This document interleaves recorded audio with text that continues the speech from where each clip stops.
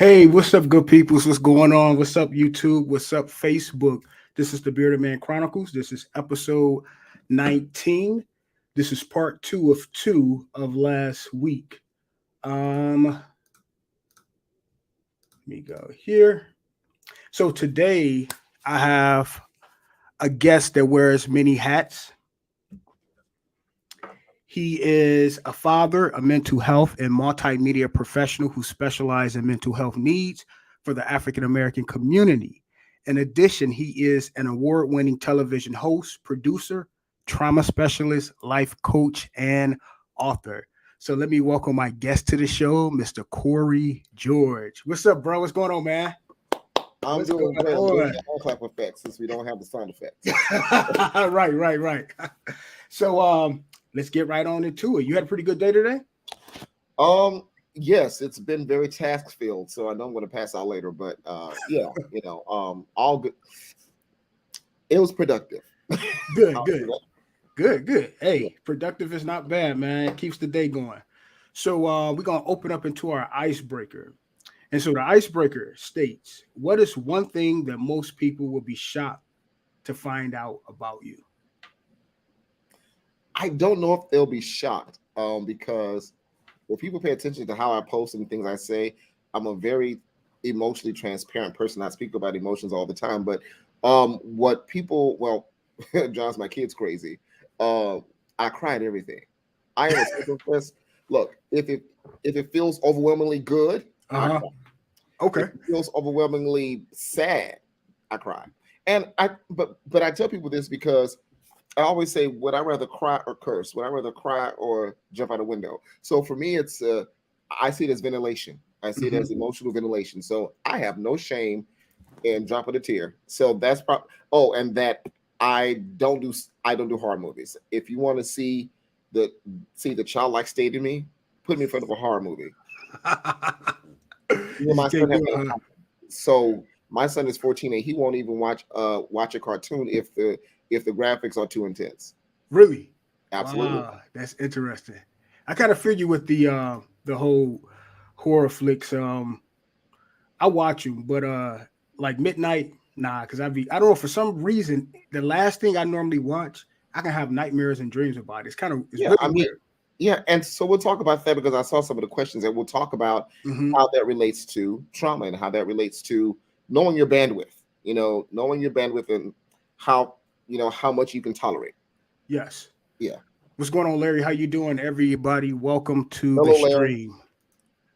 Please be sure to share this live, Facebook, YouTube. Don't forget to subscribe. More importantly, hit the bell so that you guys are notified when I drop new content.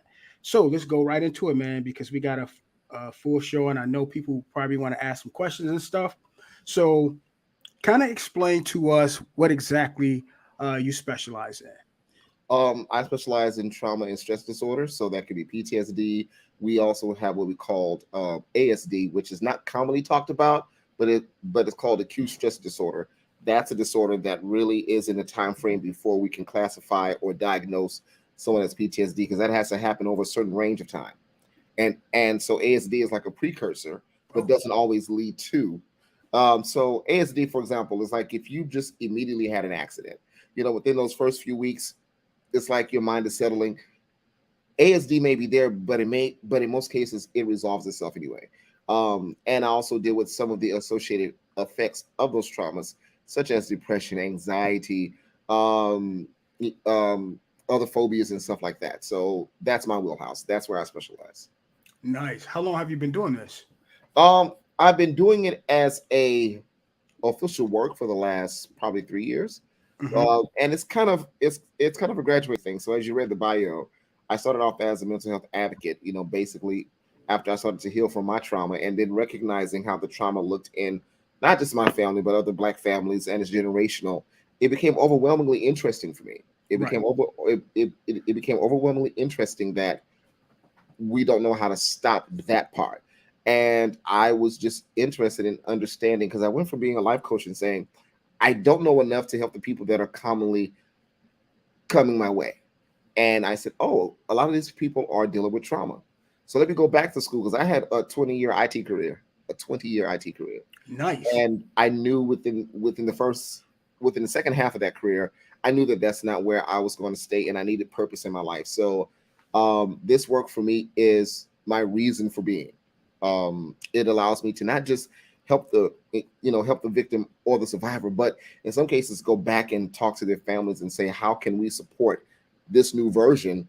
Because as you're healing, you're becoming a slightly, not say different, but a more aware version of self. Right. So in some cases, we also have to go back, back to the wife or the husband or the parents and say, okay, now that he or she is working hard to change, Mm-hmm. how can you? Here's how you may be able to support those changes. And so it can be some pretty deep work. Wow. Okay. It's funny you said that, working and doing something with the purpose. I currently work in IT.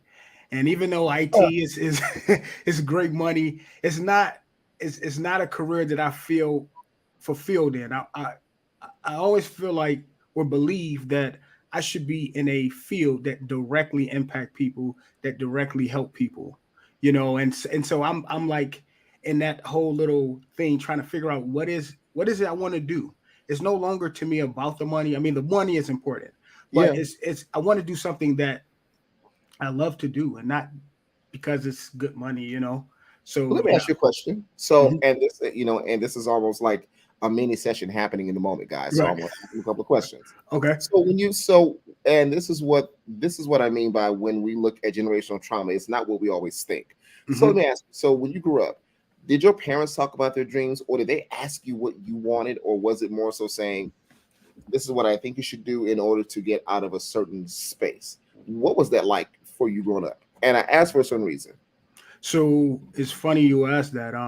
I didn't have that conversation. So my mother died when I was 10 and a half. Hmm.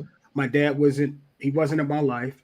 And so I was raised by my amazing grandmother and Hmm. my sister. So I don't ever really remember a conversation as it relates to what is it that I want to be. I never And had this that conversation with them about that. Yeah, and this is why it's hard for you to have the conversation with yourself. Hmm. But sometimes when I'm working with families, I say, because the caregivers or the people who were responsible for making that a comfortable conversation, like I tell people quite often recently, is that my mother and father died without ever telling me about a dream. The only thing that they did was pay bills and survive and then die. Wow. So even though I had a calling, I didn't know it was worth taking because it wasn't a common conversation in my house. Right. So your struggle really is I don't know how to push I may not know how to turn the switch because it wasn't common. It wasn't normalized. And so what we normalize that becomes acceptable in our normal lives. So sometimes what we have to do in these cases is we have to reparent ourselves so we can give Exactly. ourselves that freedom to explore, because usually what happens is, and if we go into attachment styles, a secure attachment style, it means that a child was nurtured very well and their needs were met on time. The parents or the caregivers help the child to know how to deal with their emotions in a timely and in a most effective way. When you don't have that, a child is not really apt to exploring, because a child will explore knowing that they have somewhere to come back to. Exactly. So if that secure foundation is there and those conversations are had, and this attachment starts, and it starts as soon as a child is born.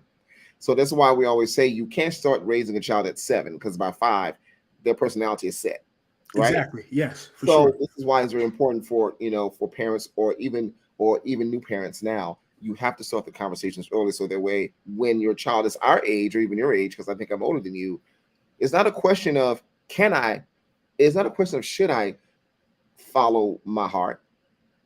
It's a Hmm. question of what does my heart tell me to do, and do I feel secure enough to take a risk? Because, and actually, let me change the word, because I know words are big. Instead of saying taking a risk, because risk means that, oh, there's something scary about that. Hmm.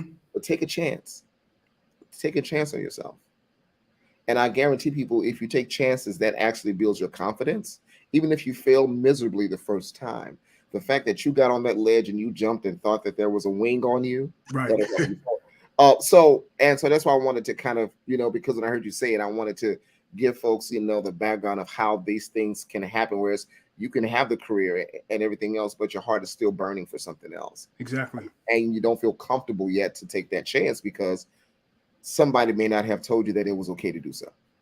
Right. Or like in my case, it's like, okay, I didn't already spent a lot of money. I got 3 degrees, so I'm thinking about going for a PhD. But then if Yeah. I go for that, then I have to take all these other. It's just a lot. So it's really just kind of just narrowing it down to. And for me, I always feel like education is an investment in your future. So it's Yeah. all about what it is you want to invest and what it is I want to invest in.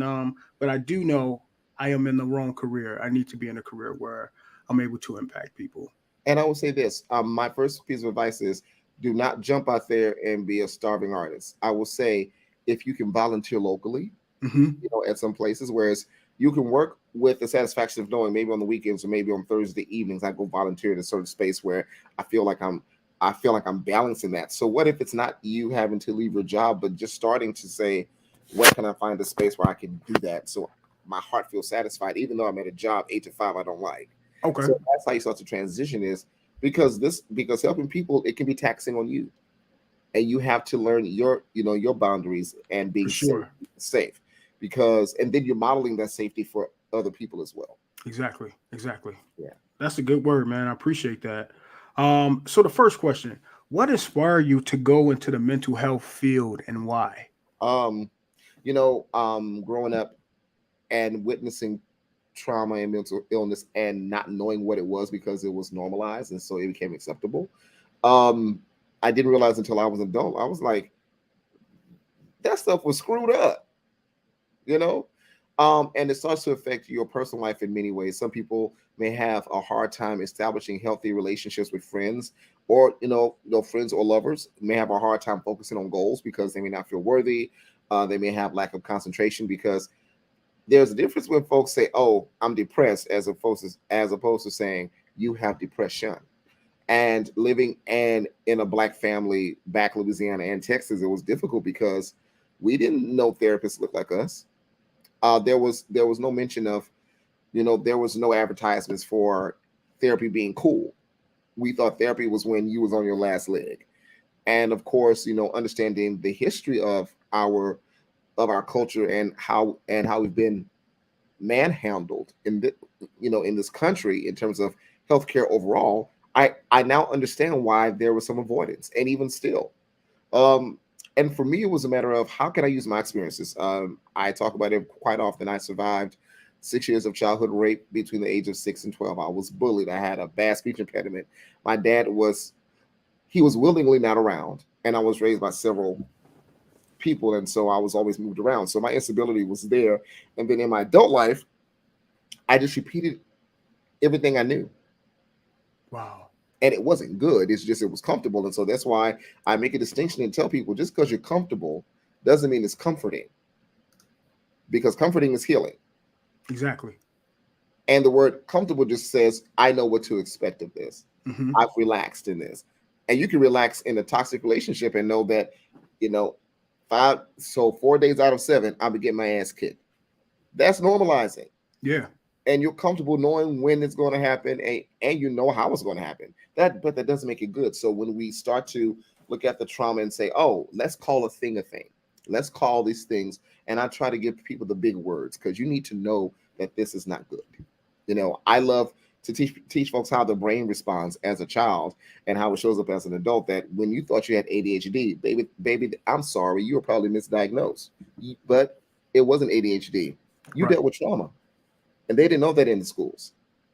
Wow. So now we have adults on medication for ADHD when no Hmm. one asks a story at school. Why is this child acting up?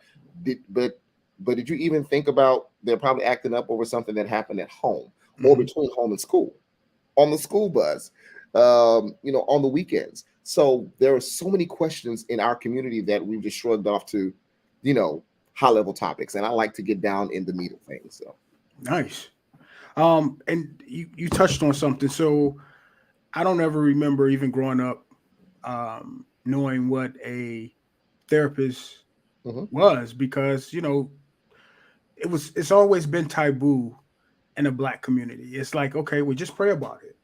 Just pray about it. That's all. Or, but I always tell people, prayer is amazing. Prayer is good. However, God put people here to help us as well. He gives people the knowledge and the skills to help us. So, in addition to prayer, you have therapists, you have psychologists, you have all these Yeah. people that to help you.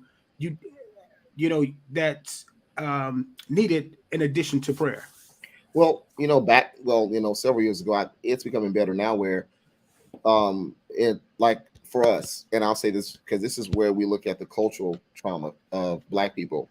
The one thing that they couldn't take from us was our faith. Hmm. They broke us in the fields. They broke us, but it's like they broke the families up. And so our trauma started as soon as we got on the boat back home and came here. So dealing with all of that, the one thing that we held on to was our faith, and that's why our faith becomes sometimes the overriding factor, you know, of our logic, of our self worth, and all of that. So when that goes haywire, we become a little bit, unglued. So, but I always say, if you're following the Bible, but the Bible says faith without work is dead. So having faith but not doing the work is dead. I also specialize in spiritual counseling as well. So we can bridge the gap. So now what I'm seeing is churches are having their mental health ministries, or they're having people in the church to help people to then understand that you can be a Christian counselor and use the Bible as as your textbook. Right. So it's possible for people to bridge the gap, but also for our culture is the thing of we keep everything at home. Hmm. Hmm. And Hmm. I feel like part of that was because where else as a Black person were you going to take it anyway? Man, If that's you, powerful. if you let it out the house back in the day, where else in the hell was a Black person supposed to go with their mental health needs? Yeah. To a practitioner who is Caucasian with a white coat, and you already live a subjugated life. So you want me to further subjugate myself in a clinical office where someone already has a low outlook on me just because of my skin tone that I can't change. So we tend to come down on the culture and say, well, that was wrong of us, but what else would we have done? Right. What else would we have done? So I give the credence, and I help to validate those experiences so we don't walk around with this guilt, because guilt actually stops us from seeking the help. Shame actually stops us from seeking the help. So let me tell you that I understand why that happens.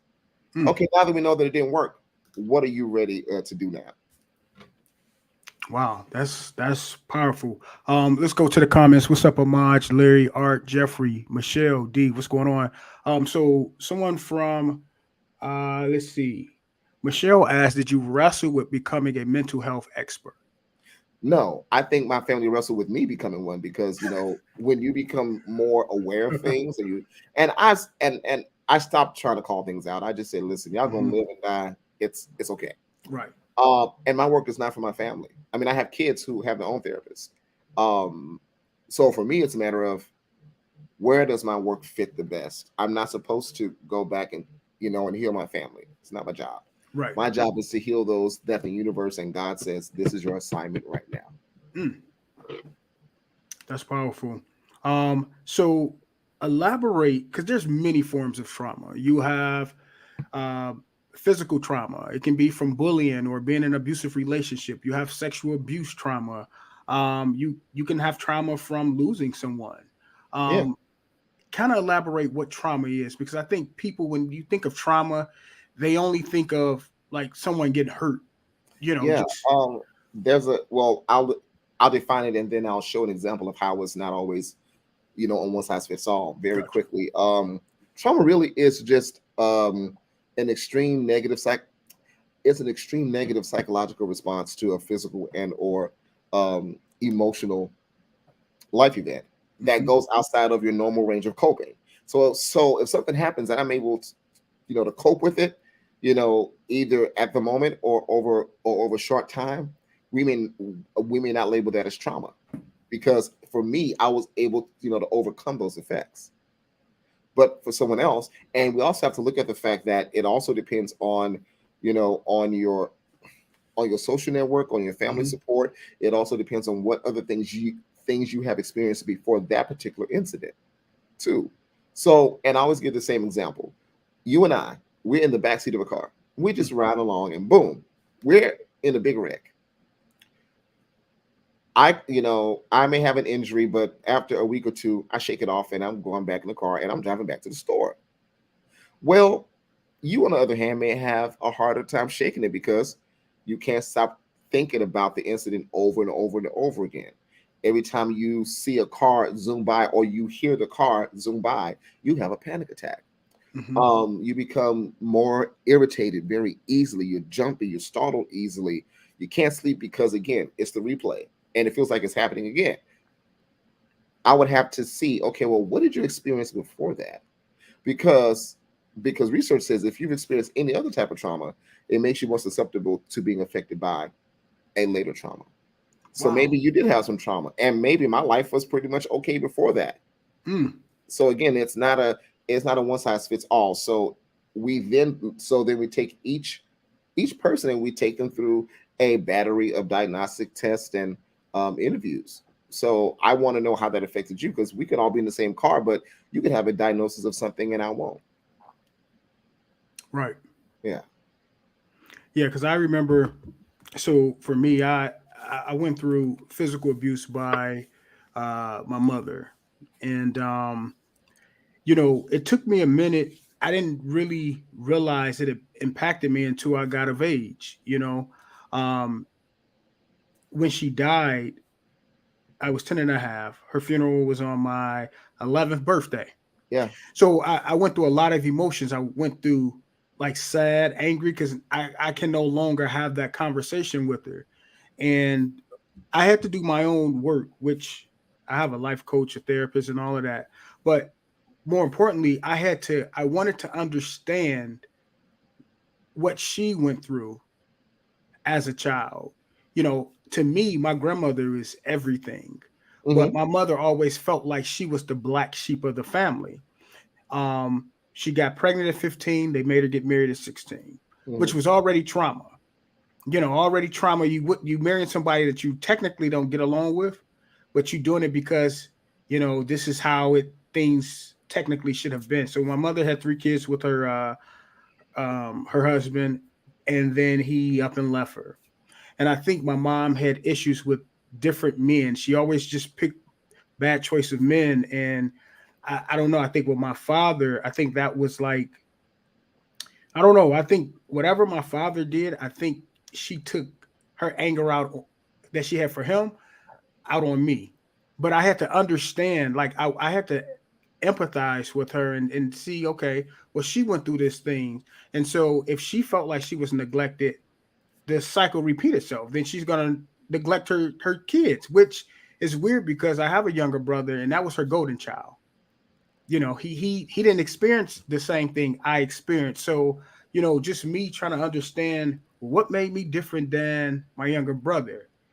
So it it impacted my life growing up. It really did. Until I had to say, you know what? Nah, I got to do something better than this. I have to do something because it was mentally and emotionally wearing on me. And I didn't even tell my family, but I first went to a therapist. It lasted like wow, like three. I was booked her for 2 hours, but I wound up leaving 4 hours. I mean, I was crying. She was crying. It Uh-huh. was just. It was a very um it was a very I don't know. I walked out of there, went in there feeling like I weighed 1,000 pounds, leaving there feeling like all of the 1,000 pounds was lifted. Yeah. So You said a lot. And so I want to ask a couple of questions. So the mhm, the last question was, well, what made me different? You were born first.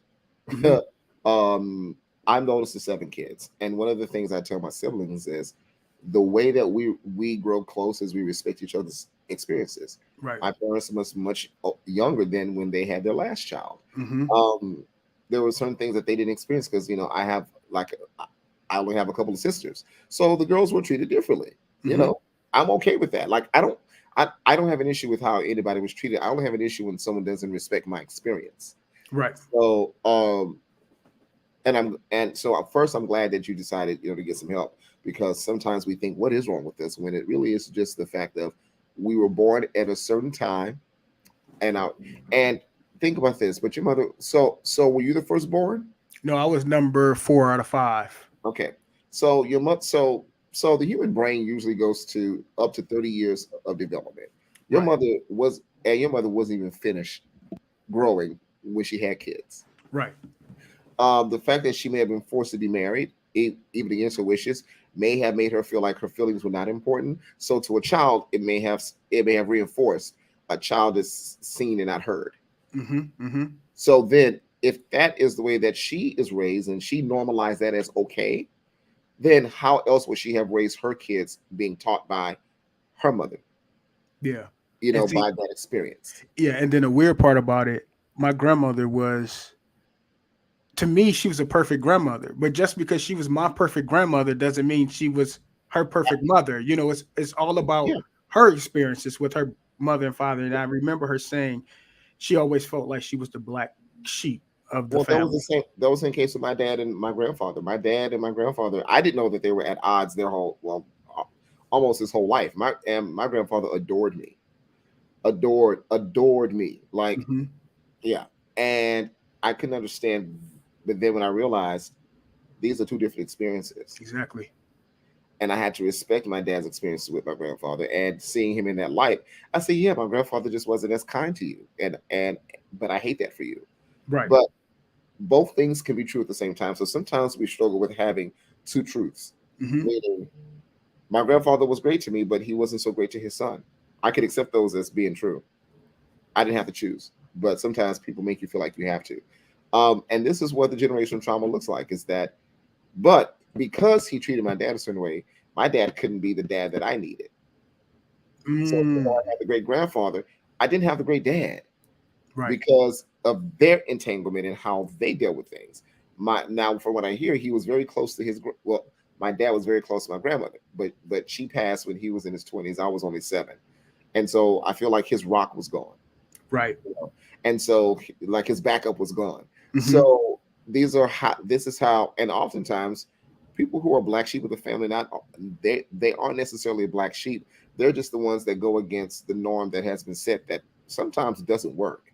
Hmm. So I hate the term black sheep because it makes it can be the person that but they rang the bell on child abuse. It could be the person that spoke up against domestic violence. It Hmm. could be the person that spoke up against church hurt. Oh, because you said it out loud, you're the black sheep. No, no, I'm not the black sheep. I'm the medicine to your toxicity. Exactly. Yeah, my mom was very, very boisterous. Like she didn't care what came out of her mouth. She said what she said.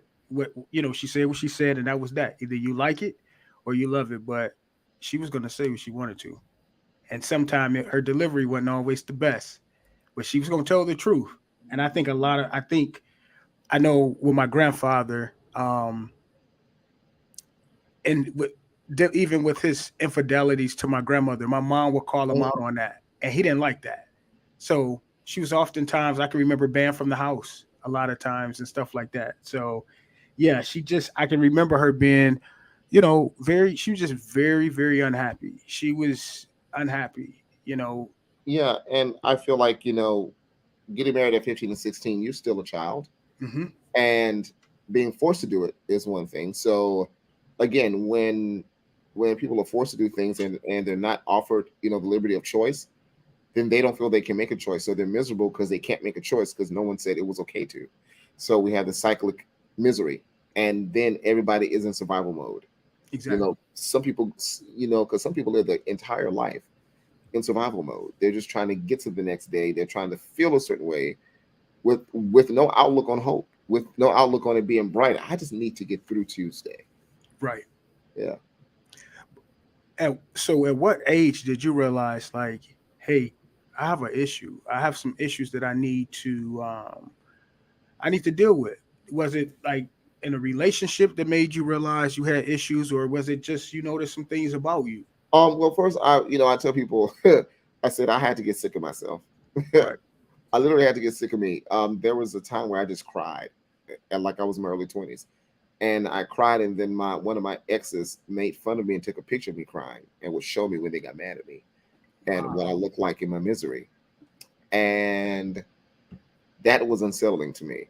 I had been in a couple of what I now call abusive relationships because I didn't know better, but coming from childhood trauma, You think that if you went through the childhood trauma of being raped for 6, 7 years, you could handle a little push around or a little verbal abuse. And so that's how we fool ourselves when we've gone through trauma. We say, okay, because I've been through a major trauma, less abusive trauma should be okay. But we have to learn, but that none of it was right. So I would say my early 20s was when all of the effects of everything that I had gone through as a child started showing up in my adult relationships, and not just that. I I it can show up in different ways. I started like I would work in IT. I would work somewhere for 4 months and leave, 6 months, leave, 9 months, leave, a year. What I later learned is that I was repeating the instability of my childhood. Wow. And as a child, I felt like I was wearing out my welcome, so people were sending me away. That's what I thought. So at jobs, even if there's no sign of me being fired, I say, okay, well, I think I've overstayed my welcome, Mm-hmm. and I would rather me leave you than you drop me off. Wow. And that's how they showed up. So people think, oh, oh, it's just relationships. No, it could be your job habits. It could be the way it could be your self care or lack of self care. It could be the way that you consider your self worth and how you make choices. Because we pick from a place of where we are. So no matter how many, but no matter how many awards or accolades, we still pick from a place of self worth. That's true. Yeah.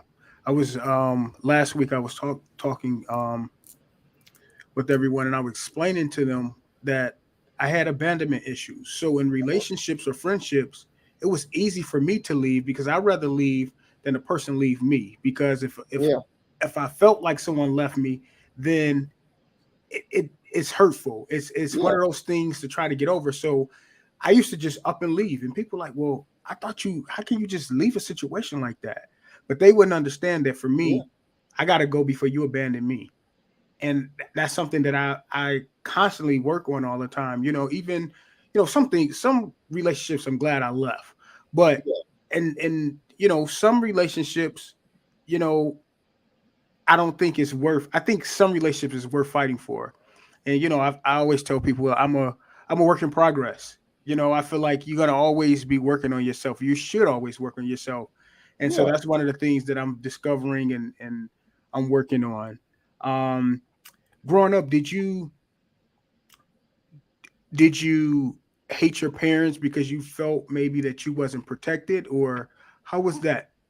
I don't know. No, I don't think I ever hated them. I think I've always yearned to understand, but people were not willing to have certain conversations. Hmm. Hmm. And that bothered me. Then I just wanted to know why, and people took my wanting to know why as personal. It's like, no, this is for me. And healing, when if we talk about healing, healing has to be that decision that has to forsake anybody else's in your life. When you decide to heal, you're going to make somebody upset, and the reason is Yeah. everybody has adjusted to where you are now. Hmm. For them to accept the new version or the improved version of you, they have to then adjust their expectations. So you may see people trying to offer you while you're trying to lose weight. You know, Right. because if you lose weight, you may not fit in with us, and I'm going to feel insecure about me. Right. So Right. sometimes the way that they do that is it's more about them and not you. But no, I was never angry. I only got angry when people set aside my feelings. Like if Mm. like so gaslighting or making it feel like my experience wasn't real. Hmm. That was the only time I got upset. It was like, no, those are my experiences. I'm not going to back down from my experiences. Right. Yeah. So, of course, trauma is something you can get over, and I think people look at it like, oh, there's a certain timeline that I should be able to get over this. But I always tell people it's not a timeline. You have to. It takes time to get over something. Yeah. What I are some? Oh, go ahead. Look ahead, please. No, I'm saying, what are some ways that you can get over trauma? Because some people never Oh, even face the reality of, okay, they suffering from it. well, I think the majority so what we have to say is just because you experience trauma doesn't mean that it affects you after a certain amount of time. So Hmm. remember how I talked about ASD and PTSD? These things are timed. So ASD will last up to 30 days. Beyond that, you may find yourself okay. If you have a supportive support system such as friends and family who are willing to openly talk to you about it and be there and and support you, that also affects the healing process. So sometimes some people don't need therapy. Sometimes they don't need anything extensive, but they just need your support. Wow. For example, there would have been a huge difference if I felt comfortable enough to tell people I was abused, and my parents showed up for me and made me feel like what I was saying was valid and was worth the prosecution, was worth the process. Hmm. It, even though it didn't stop the abuse, the fact that I was supported at a young age would have made a world of difference in my adult life, because it would have told me that my needs were important and that my emotional standing and my safety was top priority. Wow. But because it happens so often, and in a child's brain, as it's developing, as it's going through trauma, it can physically change. It can physically change the makeup of the brain, Mm. um, and it could turn into other types of behavior. And even, and it's important for us to talk about what trauma may look or feel like after you experience an event. Um, and people don't realize that even now, we sometimes consider having a miscarriage trauma as well. Wow. Um, Even an abortion, that can be trauma for a woman. Hmm. And then also now with the advent of social media, we also have what we may call the vicarious trauma. But then even in cultural trauma, there's a reason why if we see another black person on TV getting shot or harmed by police, it feels personal to us. And let Hmm. me tell you, there's a term there's a term called um, it's basically it has to do with how the genes are expressed if you experience trauma. And the way that this works is, let's say you have an ancestor 14 rungs up in the family tree. If they experience trauma, and those side effects such as anxiety and depression, those may become a trigger turned on in her or his DNA, and it has a propensity to travel down 14 layers. Wow. So what you may be feeling as a black person may not be because you have experienced direct trauma, but because you have inherited a trigger. And Hmm. once that trigger is turned on, it is more likely that you're going to have anxiety and possibly depression.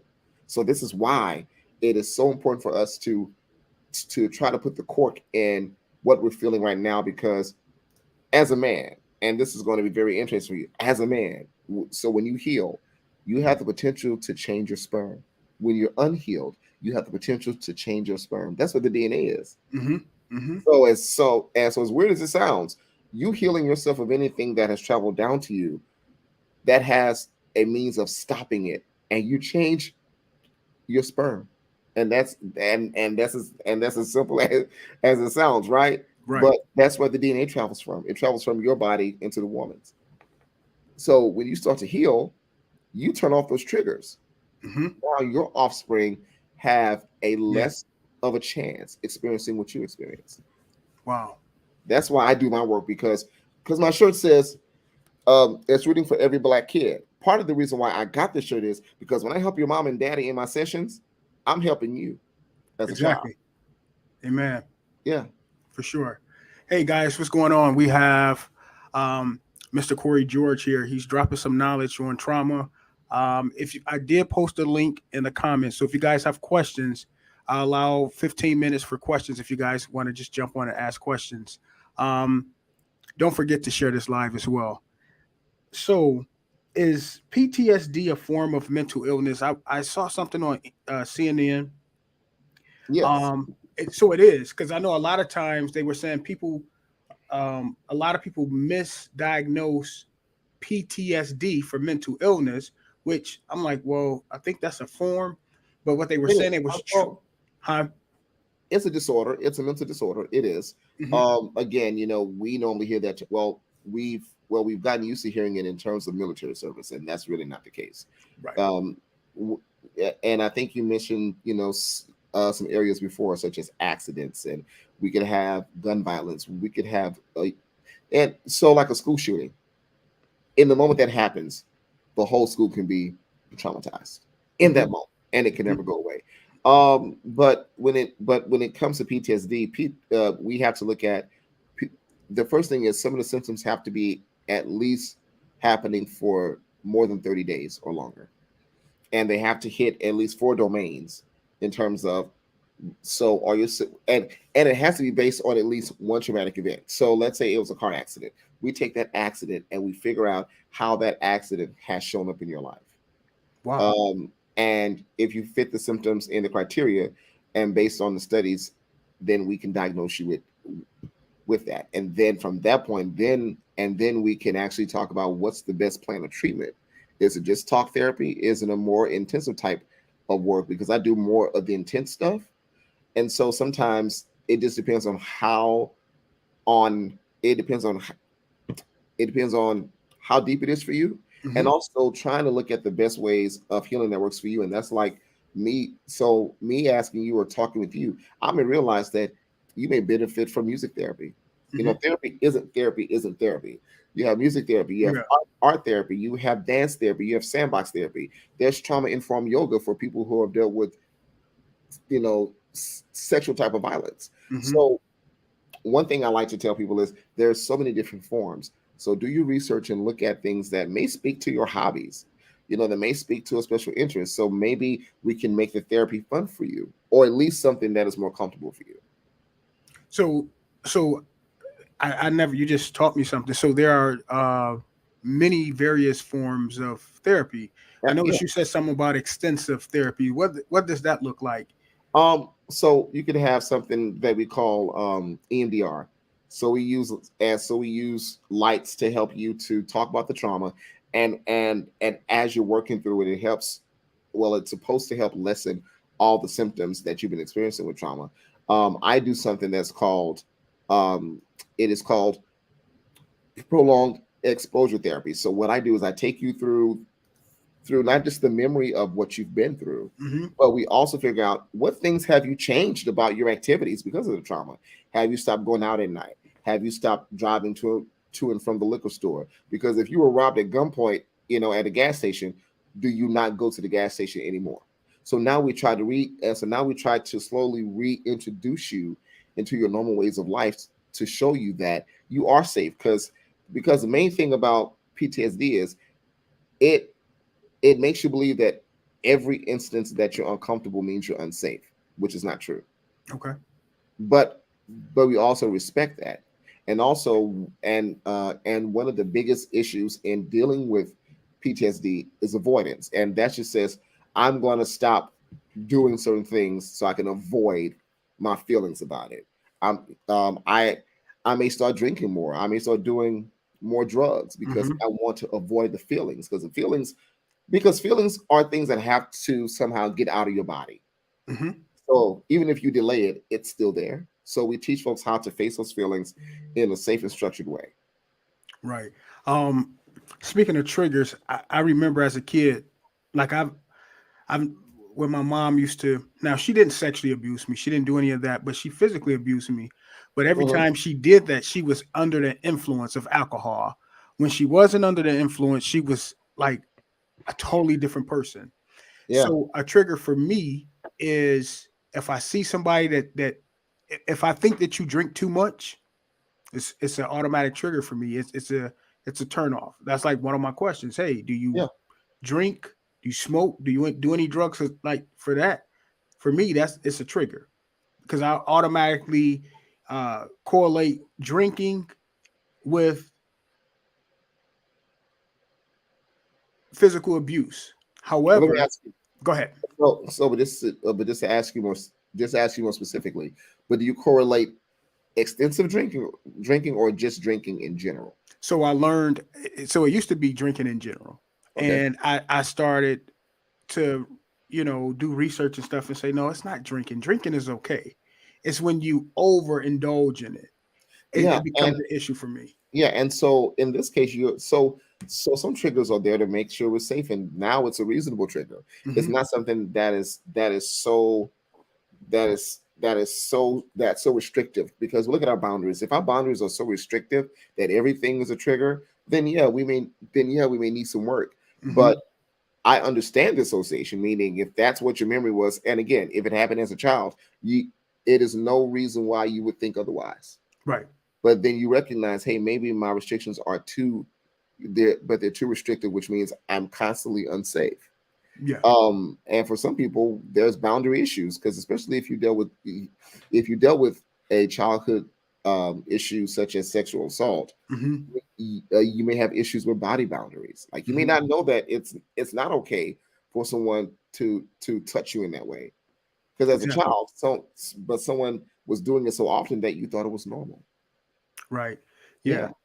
So I do. I mean, I drink very socially, but I just didn't understand like how do people get so belligerent when they're drinking? You know, that's the part that's like, Well, yeah, I always say there's different types of well, like we don't always know how drugs or alcohol will affect us, but for some people, like I have a friend of mine, he gets quite aggressive, like when he drinks, and we almost had it out. I'm like, well, let's just say you will never drink around me, and right, you won't be in my car right, because I'm.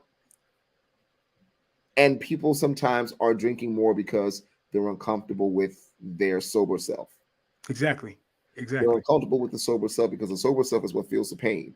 And the sober self is the part that feels the reminders of things unsolved, Hmm. unhealed, uh, unpampered. Hmm. And so the sober self is not really enjoyable. I learned to enjoy my sober self.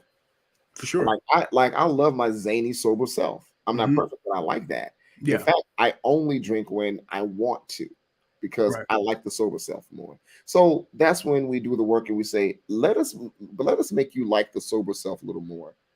That way you don't have to indulge because it's quite common in my practice that my clients do use drugs and alcohol. Mm.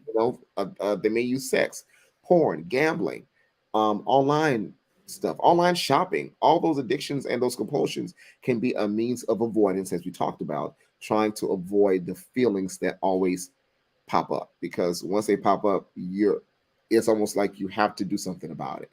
Right. Yeah. All right. Let's see. We have somebody called in. Let me add them to the stream. Hey, what's going on, Art? How are you? Hold on. How are you? Good. Good. So, what question do you have for Mr. George?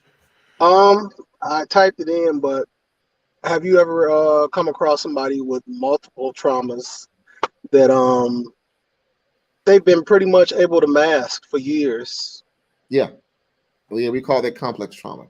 Well, yeah, so we call that complex trauma, and but it also depends on also when it happens because in childhood, any trauma that happens for an extended amount of time and is repeated, that's already called complex trauma. But then we can be an adult and say, okay, so I was in military service, and so it was a trauma of seeing war or being in the midst of war. But then I had a sexual incident in the military, and then I had something else happen after that. So anything that adds layers, yes. So then we have to decide which trauma is the most compounding one. And usually when we work on that trauma, it helps you to then make new choices on how to deal with the side effects of what you may consider the lesser impactful traumas. So we don't deal with all three at the same time. So we talk and we figure out, well, which one is the most impactful now? Hmm. Because the same skills you learn to cope with those symptoms, you can then apply to whatever's left anyway. Well, what if you never learned them? You just it And just that's was why in you. no, and that's why you call me. That's why you call me. Yes. I'm Yes. Yeah, that's why you call people like me. I'm the trauma whisperer. So let's talk. Yeah. Okay. Good. You got any other questions, Art? Uh, are there any exercises that you give people to try to cope with these? I think that one of the things that is prominent, especially with trauma and sometimes, especially if you have flashbacks or you're thinking it's happening in real time, is what we call grounding. So grounding just says, sometimes in our memories or in the flashbacks, we think it's happening in the moment, like the same fear, the same, anxiety. What we say is, okay, in that moment, take a look at something outside. Take a look at the clock. Bring yourself into the current space because something has pulled you back into the past. How do you pull yourself? How do you fish yourself back, back in the chair? I may ask you, like if I'm with you, I may tell you, okay, so tell me something you're smelling right now. Tell me something you see in front of you. Tell me something. Tell me how your jeans feel, meaning, the sense of touch. One thing I always say is that the sense of smell is the most direct sense that is connected back to our brains. So that's why a lot of people actually remember smells during these things. Like they may smell like And so let's say it's a car accident, and you may smell smoke, or you may smell the tires burning. That's why it's a triggering thing in terms of that sense. Also, what I also try to do for people who are in those moments is um, there's we take for granted breathing. So when you're in a heightened sense of anxiety, so folks will realize that when you breathe out slowly, because breathing in is, but when you breathe out of your mouth very slow, it literally activates the part of the brain that says, I need to relax. It is a physical thing. That's why Okay. they tell you to breathe in and out, but it's the exhale that calms you down. Right. Oh wow, that's powerful. It's the exhale. And Yeah. so when people say breathe and people don't understand, no, that's a way to start to tell your body, because we have two parts of our nervous system. It's the Right. sympathetic part, but that gets all riled up. It's the other side. We call that the parasite of that. That's a part that's supposed to calm the other side. And you activate that by breathing. That is the easiest thing that you can do to yourself. Because when you get anxious, you start breathing fast. And then it Right. makes it worse because you don't need to breathe fast. Right. So those are some tools I use in the and so like if there's something happening just in the moment that quickly, I say, try your grounding work and try your breathing work. I always teach my clients how to breathe, because if you're in a moment where you have anxiety and I'm not there, I can't help you, but you know how to breathe. Hmm. Right. Yeah. Wow. Well, thank you for that, Art. I appreciate that. At the end of the show, I'm actually going to post his information where if you need to contact him, you'll be able to contact him. But I appreciate you, brother, for coming on. Thank you. Yep. And Oh, go and ahead, as Corey. and no, I would say I see some comments by, and I can't say the first name. The last name is Taylor. Um, Let's see. Uh, Becca Timbe. It says, let's see. Let me go back up. but someone did ask, is a divorce a form of trauma? Um, it could be, depending on the specifications of why it happened and how the divorce is happening. So if it's just, so for example, if someone just up and left you and you have no reason, like you have no reason, or you're the one that's so in love and someone left you and abandoned you, Hmm. yeah, that's traumatic. That could be traumatic for that certain person. Wow. Um, Also, if you're going through a messy proceeding and it becomes very, very high stakes and very volatile, it it could be traumatic. It could be painful and hurtful. Mm. Yeah, because I notice some people, even like with divorce, oftentimes feel like, um, I hear a lot of people say, I'm just going to stay with the kids. But kids are very highly intelligent. They know when you're unhappy.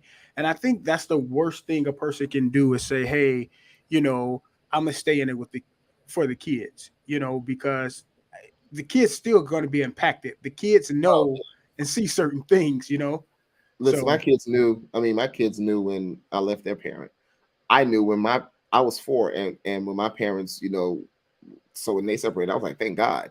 But mhm, here's the thing about it is that nowadays, because things are different. Back in the day when our parents were married, or let's say grandparents, they didn't have so many obstructions or so many diversions. So maybe marriage was long term. But now we have to understand: uh, do we always equate long term with healthy?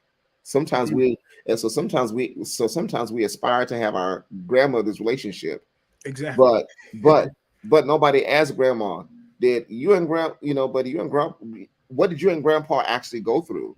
Even though you Exactly. stayed for 50 years, but doesn't he have a child around the corner? And Like, I was right, so I'm saying, exactly. it's like and so sometimes we stay in things because we think, oh, because I didn't stay long enough as compared to somebody else, I must have done something wrong. What if you were smart enough to say, I'm going to save myself like somebody else didn't? So Mm, it's about perspective. It's I was married for 3 years and it's over. Like, this is my truth. hmm People are like, "Are you okay?" Absolutely. It hmm was time to go.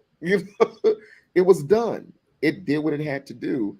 Now, yeah, I mean, I was married, so yes, there's some feelings because I was married. Yeah, But would I force something like I used to when I was traumatized? No, I'm not traumatized anymore. right, So right, I make decisions based on my self worth. right. Michelle said she don't think she dealt with it or know how to. I believe she's uh, talking about the divorce. Um, Well, I think, dealing with it really is allowing those feelings to show up and ask yourself, what are those feelings? mhm, Because when we don't deal with things, we really don't have a clue of how it's affecting us. And this is the information that you'll bring to your therapist or counselor or someone who is helping you. But I did see that someone say that having a family or support system that will uplift you does help. And it does, because I talked mhm, about that before. But one thing a counselor told me when I needed some help, she told me this, and I've lived by this since then. She said, even if, as a child, we can't pick our family. mhm. But as an adult, if you feel that your family doesn't show up for you in the way you hope, how about putting your friends in those slots? Right. How, Exactly. how about calling your friend your brother? How about calling your friend your sister? Mhm. Um, you can get the same feelings, because family is just to be related is by blood, but to be family is an emotional connection. So you Exactly. have a means of establishing that same connection that you thought that you would never have in your friendship circles. Mhm. Yeah, that's true. All right, we got time for one quick question. So let's join Becca Timbe. What's up, man? What's going on? Hey, what's up, brother? Not much. Corey, What you up welcome, to? Hello. welcome to the chat. So, of course, you see me typing in as soon as I jump in. I I think the one place where I've come to is kind of full circle. Okay. Been divorced, raised the kids and whatever. They've gone through their challenges with different levels of abuse that they've suffered.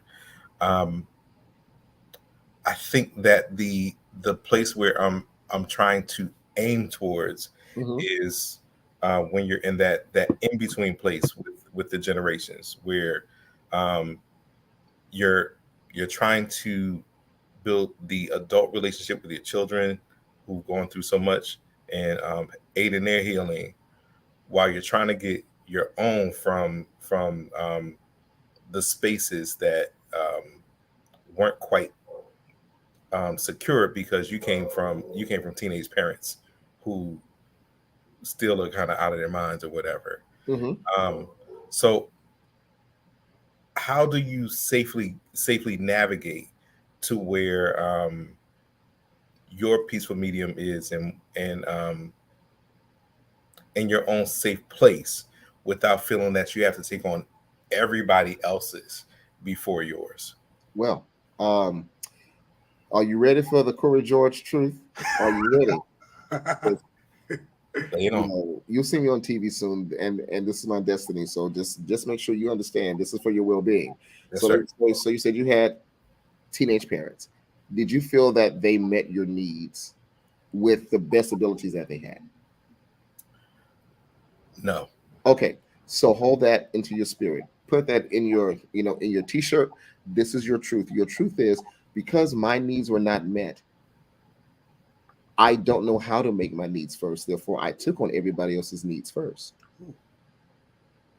So the only way that you're going to stop doing that is to get reminders and prompts that say my needs are important. I can reparent myself and make myself a priority. And it's going to be difficult because it may feel selfish, it may feel like it's uncomfortable, but that's fine, because as you start to treat yourself as a priority, people will begin to see that they need to treat you like you treat yourself. Mm, Because when you disregard yourself, your feelings are disregarded automatically, because no one is saying, let me help him, because he's always helping me. He's never asked for help. You may find it difficult to even ask until you're in dire straits, right? Until the rent is way past due, the lights are almost off, and you ain't got no gas in your car. Well, that's a form of self-abandonment. Because you felt abandoned as a child, the only way you know how to cope was to set aside your own emotions. That's the only way you know how to cope, because then you stop asking. Because as a child asks and they're constantly let down, they will stop asking because they're conditioned not to ask anymore.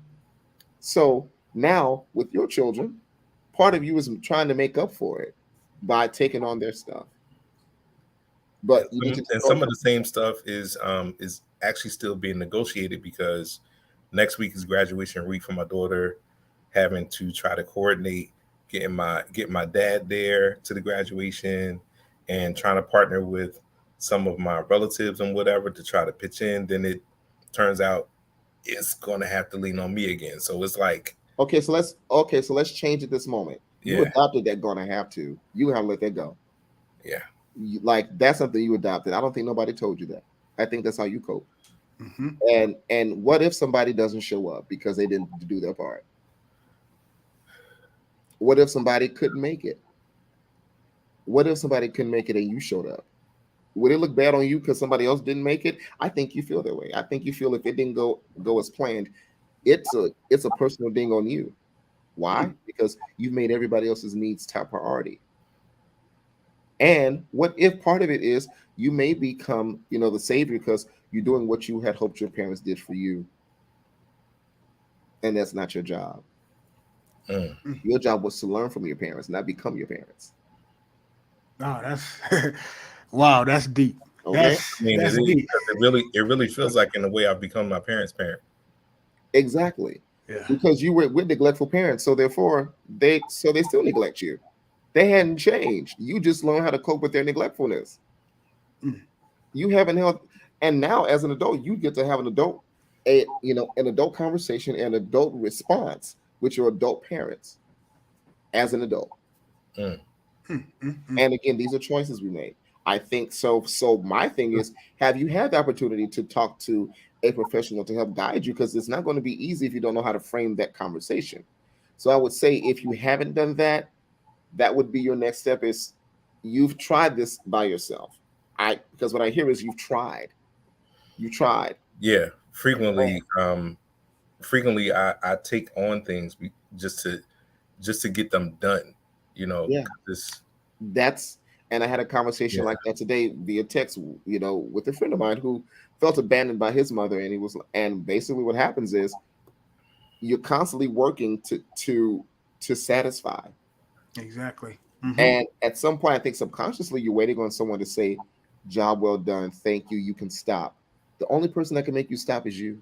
You're waiting on someone to say, "It's okay, I can take this on, I can take the rest."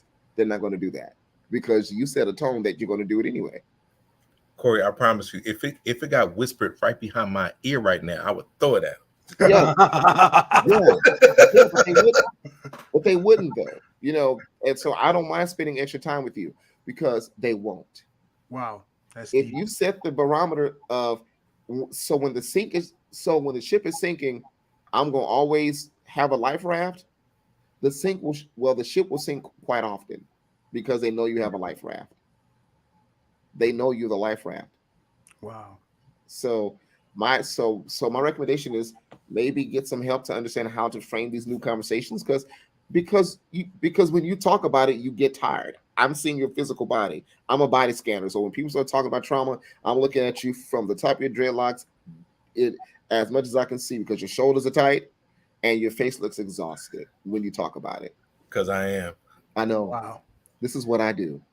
So listen, what I'm gonna do is like listen, you should have got some healing just by that. Just a little piece. Listen, I got open. I got some places in my chest cavity open right So, now. so what I'm gonna do after this show, I'm gonna post this information where you can contact him. Yes, sir. Because if he did that in a couple minutes, just imagine what he can do when you have that one-on-one. So I'm gonna most definitely post this information. And as always, I appreciate you guys coming on and asking questions. I'm gonna get ready to close out the show. Let him tell us what he's got going on and also his information so that you can give him a call. Go ahead and book Thank you, him. Corey. I appreciate it. Thanks, Thank you. KJ. Thank you. It's before I close out the show, you actually just gave me goosebumps because you actually just, I felt like I just had like a breakthrough because I'm always there for people. My family can tell you if anybody have something, I'm always there. If you need money, I'm always there. I'm always that person there. And it's because I felt abandoned as a child, then I feel like I always have to be there. And when I'm not there, I feel very guilty because damn, I didn't make it. And everybody know if nobody's going to be there, KJ is going to be there. So Well, wow. yeah, and it's two reasons. There was another reason because you just said it. Because I know how it feels. I don't want no one else to feel that way, and you're assuming they'll feel that way. Mm-hmm. But what if somebody needs to be sad for a moment? and learn from the sadness that you won't show up. Okay, I'm gonna take care of myself because he ain't gonna show up all the time.